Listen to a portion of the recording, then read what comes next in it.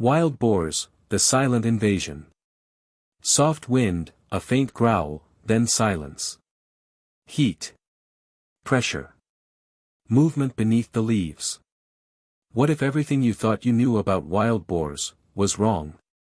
We've called them monsters. Invaders. Destroyers of farmland and forests. But behind the chaos lies a truth far more complex, a truth about balance, survival, and the thin line between man and beast. Tonight, we go deep into the wilderness to uncover the hidden story of the world's most underestimated creature, the wild boar. The dawn of the hunt. The sun rises over rolling farmland. Mist slides across the fields like a ghost. In the distance, a hunter shoulders his rifle. Dogs whine softly, restless, their breath steaming in the cold air. For centuries, humans and boars have shared the same land, and fought for it. From ancient Rome to modern Texas, the conflict never ended, it only changed shape. In Europe alone, wild boar populations have doubled in the past 2 decades. In the United States, they spread across 35 states, destroying crops, tearing up pastures, and costing farmers over $1.5 billion every year. They are not just animals. They are a force of nature, unpredictable, relentless, and nearly impossible to stop. The first encounter. Our crew hikes into the forest at dawn. The air smells of pine and damp soil. The ground beneath our boots is a map of chaos, fresh hoofprints, torn roots, upturned soil. Suddenly, a bark echoes through the valley. Then another. The dogs have found them. We freeze. Somewhere ahead, a low grunt vibrates through the brush. The sound is deep, primal, older than civilization itself. Through the scope, I catch a flash of movement, dark fur, tusks glinting in the light. A massive boar bursts from cover, charging down the slope with terrifying speed. The rifle cracks. Echoes roll across the hills. For a second, there is only silence. Then, the forest exhales. One down. Hundreds more out there. This is the front line.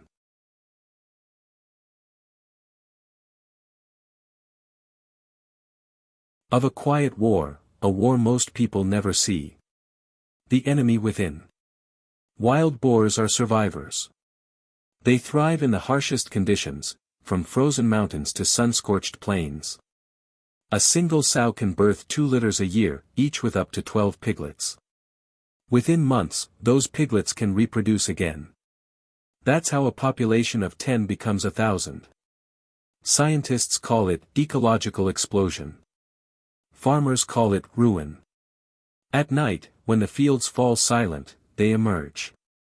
They dig, root, and feed, destroying crops worth entire livelihoods in just hours.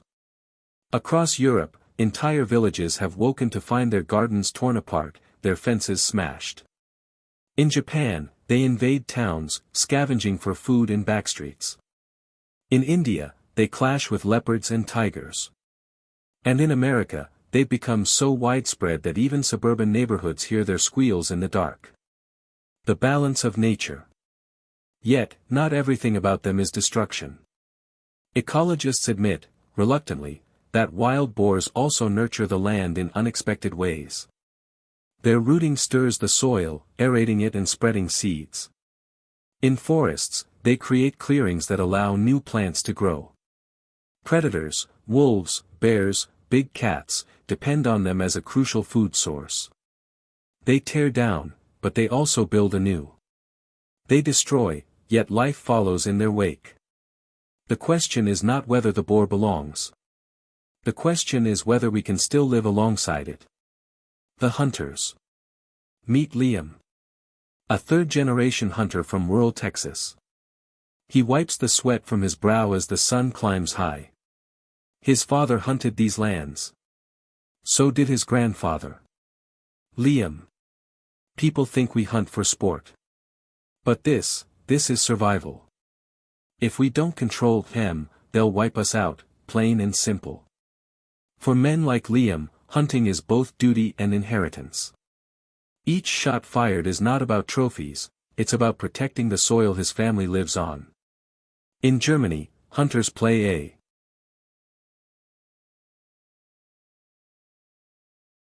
similar role. There, wild boar numbers have surged to record levels. Government agencies organize coordinated culls, sometimes thousands in a single weekend. But it's not just Europe. From Texas ranchers to Australian farmers, the story repeats itself: human courage against an unstoppable tide. We call them pests. But when you face one charging full speed at 50 kilometers an hour, tusks bared, eyes locked, you realize who the real prey might be. The charge. The next hunt begins. The forest is dense here, thick oak and bramble, the air buzzing with flies. Our dogs catch the scent and explode into motion. Then, chaos. A herd bursts from the underbrush, massive shapes pounding through the leaves. Rifles fire. Echoes overlap. Dust fills the air. I see one, a huge male, easily 200 kilos, muscles rippling under mud-streaked fur. He charges. Time slows. Heart pounding. Adrenaline surges. At 15 yards, I squeeze the trigger. The sound is deafening. The recoil slams my shoulder. The boar drops, a final grunt, then stillness. Hunting wild boar is never safe. Every hunter knows someone who didn't make it back. Their tusks can slice through muscle like blades. One charge can shatter bones. And yet, hunters return, again and again. Why? Because for them, it's more than sport. It's purpose. The cost of war. By nightfall, the valley is quiet again. The dogs rest, panting softly. The hunters gather around a fire. Liam stares into the flames. For a moment, he looks tired, older than his years. I am. Sometimes I wonder if we're even winning. For every one we take down, 10 more are born. He's right. Experts estimate the global wild boar population now exceeds 100 million. And with climate change expanding their range northward, even colder regions are no longer safe. Governments spend billions trying to control them, trapping, poisoning, fencing, but still, they thrive. Nature always finds a way. In the end, the struggle